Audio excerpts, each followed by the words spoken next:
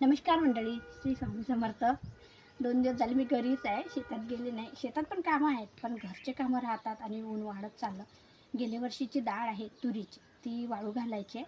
तर किती तुरीची डाळ आमची वाचली गेल्या वर्षीची, यावर्षीची करायचीच आहे अजून.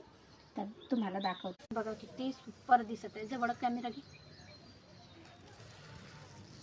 आहे ना, डाळ पण छान दिसत आहे की नाही. गेल्या वर्षीची डाळ आहे आणि आता ही वाळू घालते. हिला बघा, एकही सोंडा नाही, कोणतं किळी किटकून नाही, काय नाही काय नाही. किती सुपर डाळ आहे. अजूनही म्हणजे गेल्या वर्षीची डाळ आहे, पण याला काहीच किळा किटकून काहीच लागलेलं नाही.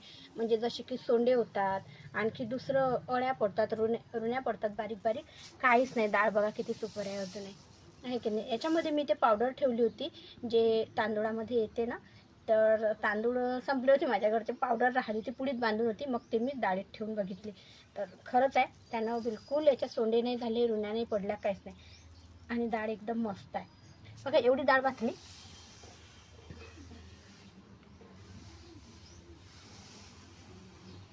ही दाखव इकडे. ही एवढी डाळ आहे. अजून आता ती पसरवून देते. इथं आता ऊन यायचं आहे आणि एकदा ऊन आलं की दिवसभर ऊन राहते छान, म्हणून मग मी आता पसरवून देते. घरी आहे तर आता हे एवढी डाळ गेल्या वर्षीची वाचली बघा. वाचली म्हणजे एवढी शिल्लक आहे गेल्या वर्षीची आणि या वर्षीची अजून करायची आहे. तो वाळू घातले. तिकडे गहू पण वाळू टाकले. हे गहू माहीत आहे का, जे आपले टरबूज लावलेले आहे ना, टरबूजाच्या बाजूला जे 5 सारण्या होत्या, म्हणजे 5 सारण्यामध्येच गहू होते. 10 किलो गहू पेरले होते, 10 किलोचे 4 पोते गहू झाले बघा. म्हणजे घरच्या खाण्याची सोय झाली. आणि कुशा वगैरे जास्त नाही आहे, खडे पण नाही आहे. थोडासा पडला होता हा गहू, तर एवढ्या कुशा तर होणारच आहे.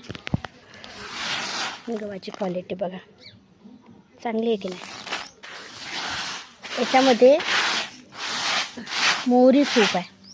हे बघा, मोहरी गाळली म्हणजे हे पण खायला कामी येते, म्हणजे काहीच वाया जात नाही. हे बघा, त्याच्यामध्ये मोहरी खूप आहे.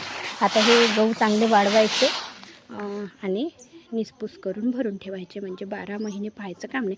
एवढे गहू नाही लागत आम्हाला, पण असो पुढच्या वर्षी जर नाही पेरले तर कामी येतात, नाही का.